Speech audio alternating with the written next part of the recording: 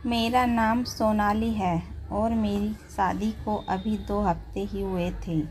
नई ज़िंदगी की शुरुआत को लेकर मैं उत्साहित थी। हमारा घर छोटा था लेकिन सजा संवरा हुआ और आरामदायक था। मेरे पति अमन बहुत प्यार करने वाले इंसान थे और मेरा बहुत ध्यान रखते थे। हालांकि मेरी सास और देवर के व्यवहार ने मुझे थोड़ा असमंजस में डाल दिया था। मेरे देवर रोहन ने शादी के बाद से ही मुझे असहज करना शुरू कर दिया था। वह पूरे दिन घर पर रहते और अपनी माँ के साथ कमरे में बंद रहते। मुझे यह बात अजीब लगती, लेकिन मैंने इसे नज़रअंदाज किया। सोचती थी कि शायद यह उसका सामान्य व्यवहार हो। सब कुछ सामान्य लग रहा था, जब तक कि एक रात मैंने सास के कमरे से आती अजीब आवाज़ें नहीं सुनी। वह आवाज़ें चीखने और रोने जैसी थी। पहले पहले मैंने सोचा कि शायद सासू माँ किसी दर्द में हैं, लेकिन अब यह हर रात रोने लगा तो मुझे कुछ गड़बड़ लगने लगी। मैंने इस बारे में अपने पति अमन से बात की। मैंने उनसे कहा, अमन, सासू माँ के कमरे से रात को अजीब आवाज़ें आती हैं। मुझे लगता है कि हमें उन्हें डॉक्टर को दिखाना चाहिए। लेकिन अमन ने इसे हंसकर टाल दिया। वह बोले, सोनाली, तुम इन बातों पर ध्यान मत दो। माँ ठीक है और यह सब तुम्हारा वहम है। बस उनसे ज़्यादा सवाल मत पूछना। उनकी यह बात सुनकर मुझे और ज़्यादा चिंता होने लगी। मेरी बेचैनी हर दिन बढ़ती जा रही थी। एक दिन हमें एक रिश्तेदार की शादी में जाना था। सास ने पहले ही कह दिया था कि वह नहीं जाएंगी। शादी के दौरान रोहन ने मुझसे ऐसी बातें की जिसने मुझे और ज़्यादा परेशान कर दिया। उसने कहा, भाभी, आपका लिपस्टिक का रंग बहुत खूबसूरत है। आप बहुत अच्छी लग रही हो। उसकी यह बातें सुनकर मैं असहज हो गई। उसकी नज़रें भी मुझ पर कुछ ज़्यादा ही टिकी रहती थी। घर लौटकर मैंने अमन को सब कुछ बताया। मैंने कहा, रोहन का व्यवहार मेरे लिए अजीब होता जा रहा है। मुझे नहीं लगता कि यह सामान्य है। लेकिन अमन ने फिर से मेरी बात को नज़रअंदाज कर दिया। अब मैं यह समझ चुकी थी कि घर में कुछ न कुछ ज़रूर गलत हो रहा है।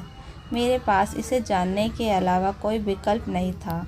आखिरकार मैंने हिम्मत जुटाई और सास के कमरे में एक छोटा सा कैमरा छुपाकर लगा दिया।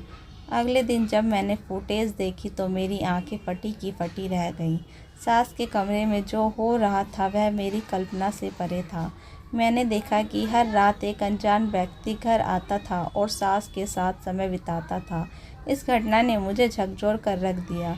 मैंने तुरंत सास से बात करने का फ़ैसला किया। उनके कमरे में जाकर मैंने कहा, मुझे सब पता चल गया है। आप सच सच बताइए, यह सब क्या है।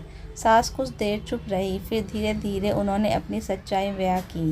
उन्होंने कहा, सोनाली, जो भी हुआ है वह किसी को मत बताना। दरअसल वह व्यक्ति सुरेश है। वह मेरी जवानी के दिनों का प्यार है। मैं उसे नहीं छोड़ सकती। मैंने हैरान होकर पूछा, लेकिन यह सब चुपचाप क्यों हो रहा है और रोहन को दवाई क्यों देती हैं? सास ने बताया, रोहन का स्वभाव थोड़ा अजीब है। अगर उसे यह सब पता चल गया तो वह पूरे परिवार के सामने तमाशा खड़ा कर देगा। इसलिए मैं उसे नींद की गोलियां दे देती हूँ ताकि वह ना कुछ सुने ना देखे। उनकी बातों ने मुझे असमंजस में डाल दिया। सास के प्यार की कहानी मेरी सहानुभूति तो जगा रही थी, लेकिन उनका यह व्यवहार पूरे परिवार की शांति को भंग कर सकता था। मैंने यह तय किया कि इस बारे में अमन से बात करनी चाहिए। अमन को सारी सच्चाई बताने के बाद उन्होंने कहा, सोनाली, यह मामला बहुत संवेदनशील है। हमें इसे संभालने के लिए थोड़ा समय चाहिए। माँ को सुरेश से मिलने के लिए मना करना आसान नहीं होगा, लेकिन हमें परिवार की भलाई के लिए कदम उठाना ही होगा। अमन और मैंने मिलकर यह तय किया कि हम सास को समझाने की कोशिश करेंगे कि यह रिश्ता न केवल घर के लिए बल्कि उनके लिए भी सही नहीं है। यह सब आसान नहीं था, लेकिन परिवार की भलाई के लिए यह कदम उठाना ज़रूरी था। तो दोस्तों, इस कहानी को लेकर आपकी क्या राय है? कमेंट बॉक्स में ज़रूर बताएं और अगर कहानी अच्छी लगी हो तो प्लीज़ लाइक करें। अगर हमारे चैनल को अभी तक सब्सक्राइब नहीं किया है तो ज़रूर कर लीजिए। तो मिलते हैं ऐसी ही मोटिवेशनल कहानी के साथ। Thank you for watching.